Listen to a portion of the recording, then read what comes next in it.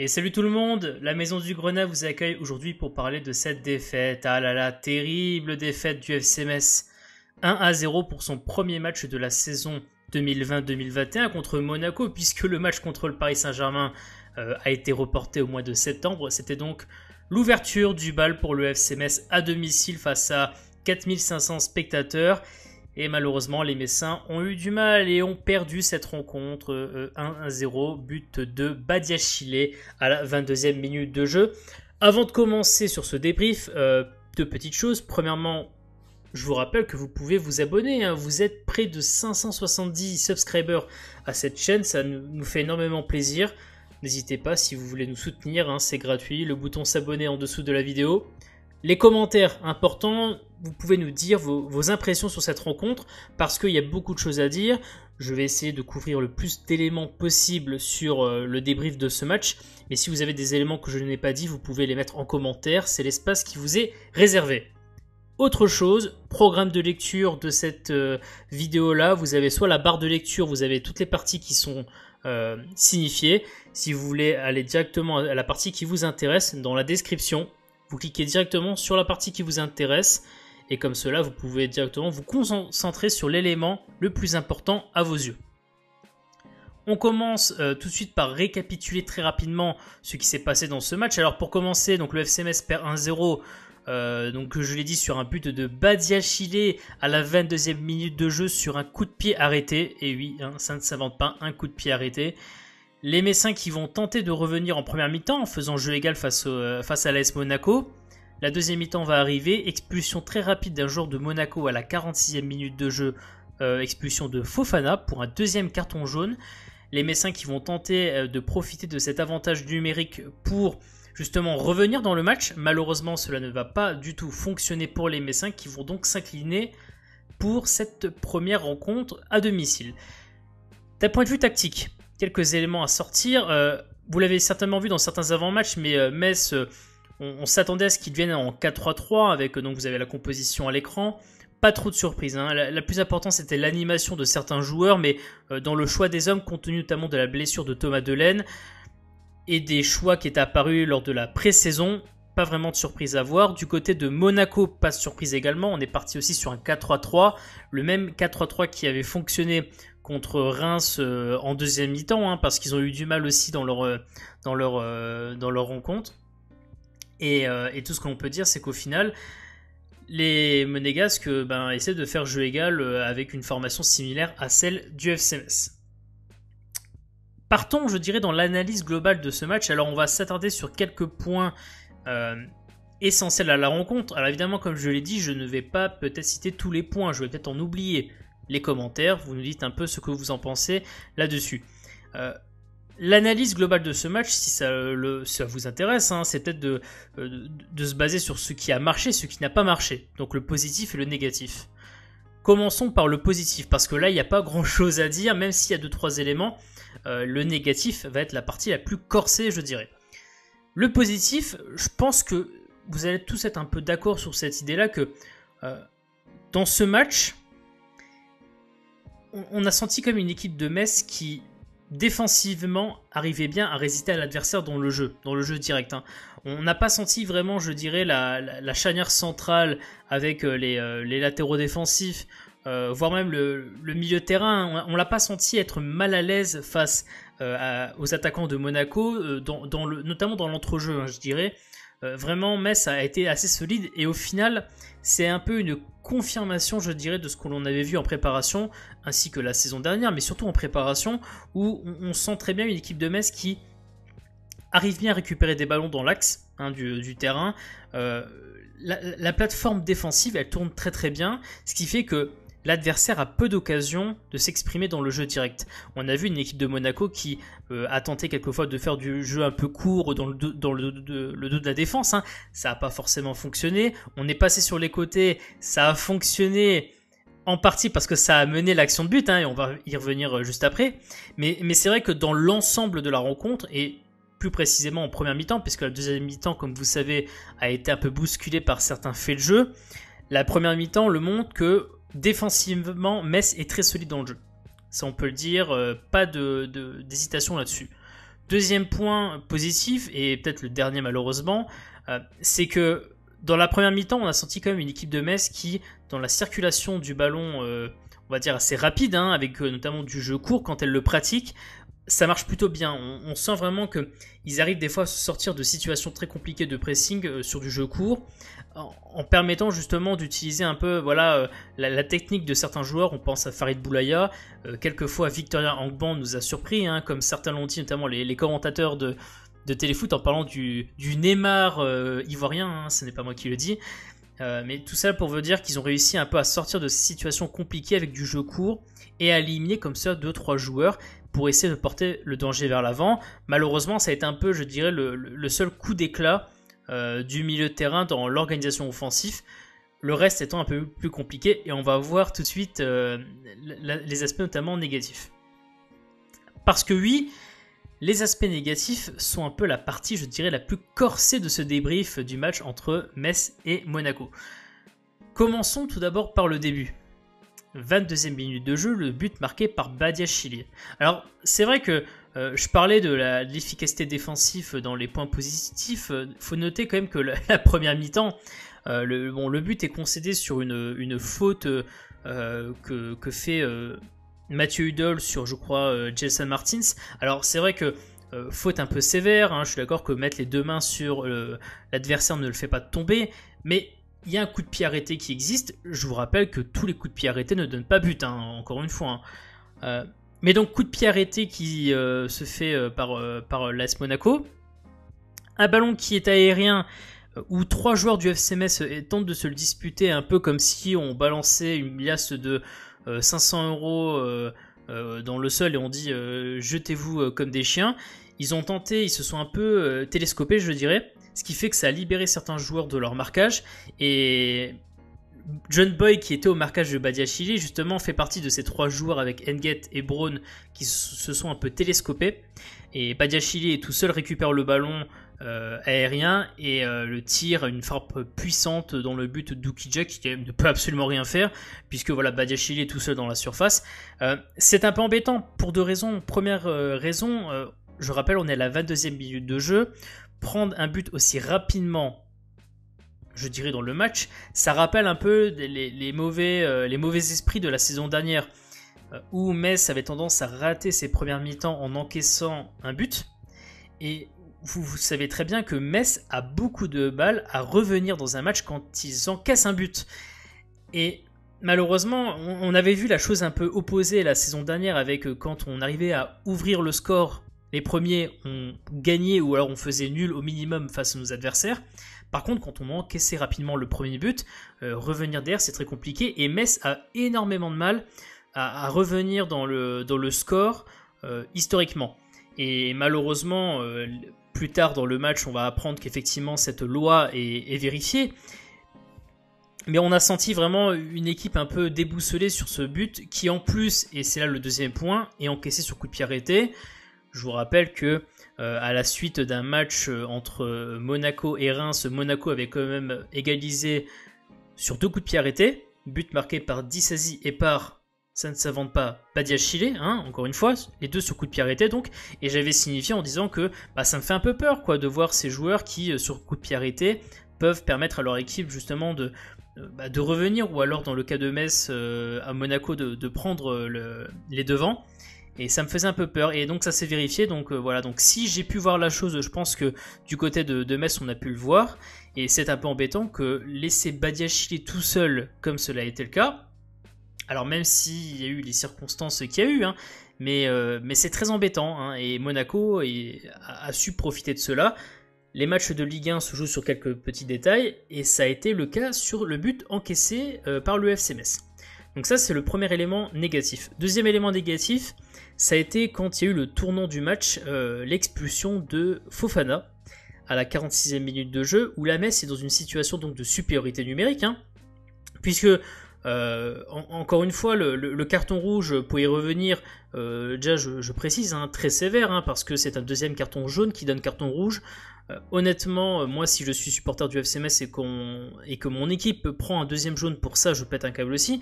Donc je peux comprendre un peu la colère des supporters de Monaco à ce niveau-là. Mais Metz voit ce carton rouge arriver et on se dit, est-ce qu'ils vont pouvoir profiter de ce carton rouge, de cette supériorité numérique pour justement revenir dans le match. Et c'est là où c'est une deuxième déception. Metz n'a pas su profiter de la supériorité numérique que procurait ce carton rouge-là. Et c'est très embêtant parce que on peut comprendre que on va pas souvent travailler avec les équipes sur la façon de gérer une situation de supériorité numérique.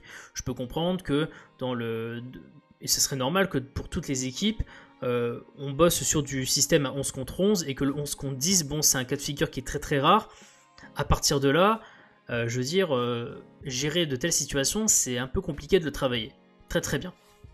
Mais le fait est que l'on n'a pas su exploiter l'avantage numérique face à un adversaire, qui en plus, on sait, a quand même quelques difficultés défensivement. Hein. Vous regardez le match contre Reims, ils prennent 2 buts contre Reims. Reims qui n'est pas réputé comme étant une grande attaque en Ligue 1.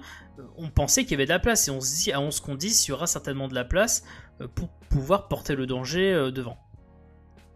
Et ça amène, je dirais, à la troisième déception qui résulte un peu notamment de cette deuxième déception, hein, qui est l'avantage numérique.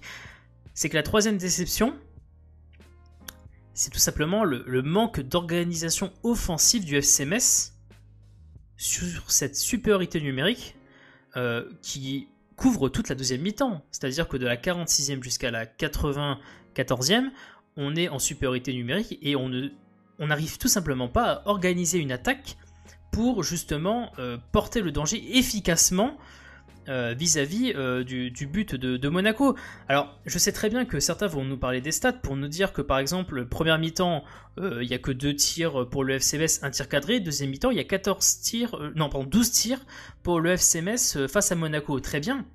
Mais il n'y a que 2 tirs cadrés en deuxième mi-temps sur un total de 12 tirs. 2 sur 12. Et donc, certes, vous allez avoir des occasions qui vont être tentées, notamment certaines frappes de loin. Je pense à Dylan Brown qui nous fait une frappe dans les 10 dernières minutes de jeu, un peu de désespoir en se disant, avec un peu de miracle, je vais réussir à la mettre dedans. C'est un peu le symbole de l'impuissance offensive du FC Metz dans l'organisation de l'attaque. La question qui se pose, c'est de savoir pourquoi on a eu ce manque de réalisme offensif, à la fois sur cette deuxième mi-temps, hein, mais aussi sur la rencontre en général. Et je dirais la première raison qui explique ce manque d'efficacité dans l'organisation offensive, j'aimerais tout d'abord mettre en avant le travail de Monaco, parce que Monaco a très très bien joué défensivement ce match. Ils menaient au score dès la 22e minute de jeu. Ils savent, j'imagine par un travail d'analyse assez profond, que le danger du FC Metz venait la saison dernière notamment des joueurs de côté. Quand je parle des joueurs de côté, je parle notamment des latéraux défensifs. Mathieu Hudol sur le côté gauche, Fabien Santon sur le côté droit.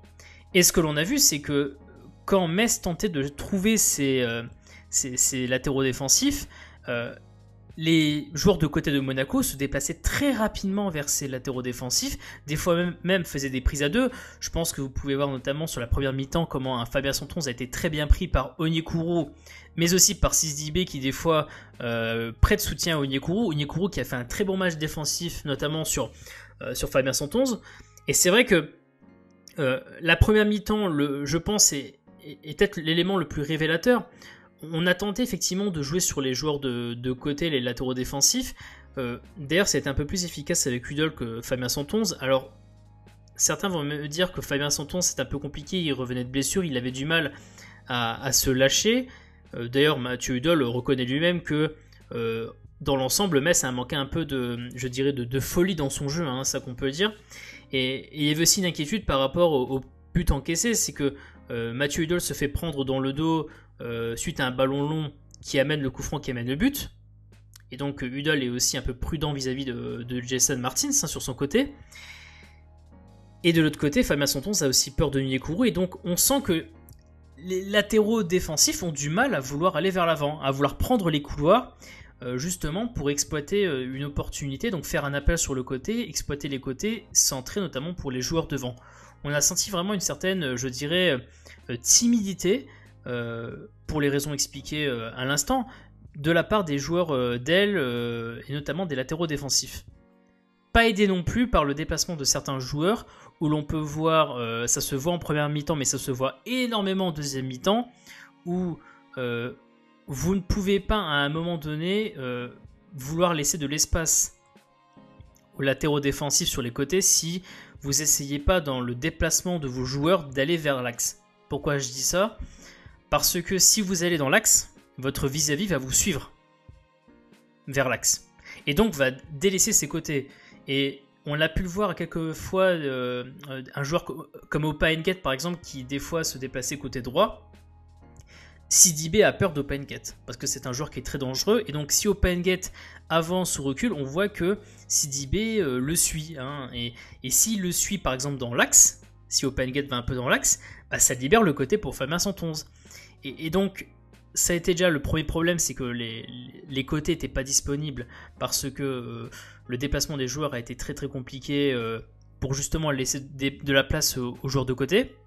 Deuxième élément qui font que les latéraux défensifs ont eu du mal, c'est le fait que la transmission de balles a été très très mauvaise de la part, notamment je dirais des lignes basses du FC Metz. Quand je parle des lignes basses, je parle notamment des défenseurs centraux, mais aussi des milieux, alors les milieux à jeu un peu défensif, hein, je pense à Maïga, des fois Angban qui à quelques reprises a peu pris le rôle de milieu défensif dans cette plaque tournante du milieu de terrain. On a mis énormément de temps à faire des transmissions de balles sur les côtés. En gros, ce qui était assez compliqué, c'est que l'idée c'est on joue sur un côté, on va un peu dans l'axe pour que l'adversaire sorte et puisse venir de notre côté. Comme cela, le bloc entier adverse se déplace vers un côté parce que la balle est là-bas. Et l'idée, c'est de pouvoir renverser le jeu de l'autre côté. Et vu que, normalement, avec le déplacement de tous les joueurs, avec le fait de jouer un peu plus dans l'axe, mais sur un certain côté, les joueurs adverses vont aller vers le ballon. Ça libère de la place au côté opposé pour le latéral défensif qui est à l'opposé. Et comme cela, lui, peut porter le danger plus facilement. Et malheureusement, beaucoup trop de ballons longs qui faisaient que comme les ballons longs étaient émis de très très loin, le bloc de Monaco avait le temps de se déplacer pour justement bloquer le travail des latéraux défensifs. Et c'est là où justement je souligne le bon travail défensif de Monaco qui a compris cela et qui donc a très très bien déplacé son bloc d'un côté ou vers un autre parce que justement bien aidé par le manque de transmission de la part du FC Metz qui a eu du mal vraiment à accélérer les changements de côté, les reversements de côté. C'est pour cela que quand beaucoup parlent notamment du manque d'efficacité offensif en ne résumant cela qu'au travail des attaquants, j'ai envie de dire pour que les attaquants soient efficaces, il faut déjà qu'ils aient des ballons. Et ils ont eu très très peu de ballons. Les attaquants, quand vous regardez dans le détail des ballons dangereux, hein, je parle des ballons dans la surface ou alors je dirais des centres pour eux, ils ont eu du mal à avoir ces ballons-là. Et c'est pour cela qu'un joueur comme Nian a été très très dans la difficulté, je dirais, pour cadrer des ballons. Je crois qu'il cadre aucun ballon. Il a 2 frappes qui passent totalement dans les nuages. Et même quand on fait rentrer Habib Diallo vers la 58e minute de jeu, comme justement les latéraux défensifs sont vraiment bien bloqués par Monaco, mais aussi et surtout parce que nous avons du mal à renverser rapidement le jeu sur eux, plus rapidement en tout cas que le déplacement du bloc de Monaco, peu de centres des latéraux défensifs au final sur ce match qui sont dangereux, et donc même un joueur comme Diallo a été sevré de ballon dans la surface pour tenter de porter le danger. Il a fallu, avec la rentrée de Diallo et notamment la supériorité numérique, ça s'est un peu décanté vers la 60e minute de jeu, parce que comme par hasard quand vous rentrez plus d'attaquants vous êtes un peu plus dangereux. Mais malheureusement le compte était très très bon sur la deuxième mi-temps. Mais on a manqué vraiment je dirais, d'occasion de cadrer les frappes. Je rappelle qu'on n'a que 3 frappes cadrées de tout le match, à 11 contre 10. Ça porte quand même une réflexion sur la dangerosité de nos occasions. Et donc ça me permet aussi d'aller pour compléter cette histoire d'organisation offensive, sur le fait que j'étais un peu déçu moi du placement des défenseurs centraux sur notamment la deuxième mi-temps. Quand on est à 11 contre 10, on est obligé d'être un peu plus haut que ça.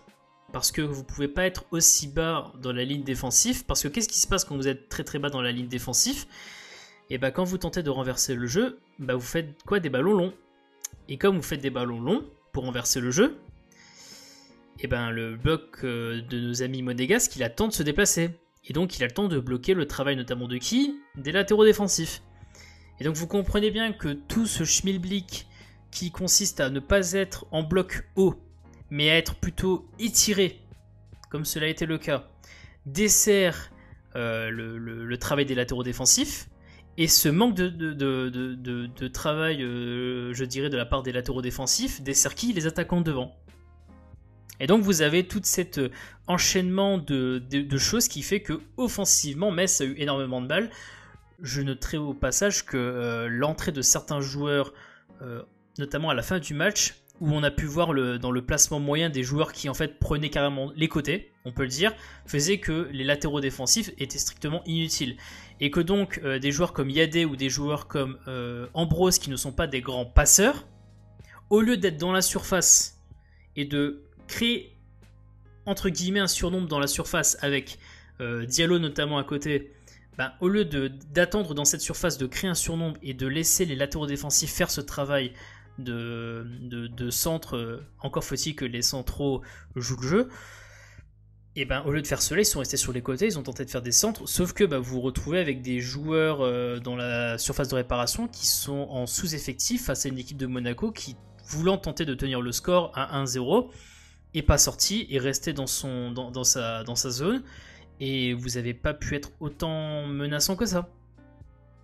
Donc ça c'est un peu, je dirais, l'analyse négative et surtout l'aspect déficit d'organisation offensive qui pour moi est la partie majeure de l'analyse de ce match, même si elle est circonstancée, je le veux bien, et je pense que c'est une chose que certains vont me dire sur le fait qu'on est à 11 contre 10, c'est que pour qu'une équipe joue autant croquevillé que ça, c'est très très rare. Mais bon, le cas de figure où Metz sera mené au score va peut-être se répéter à plusieurs reprises, et ne pas savoir gérer ce genre de situation là, même après la saison dernière, c'est encore un peu embêtant.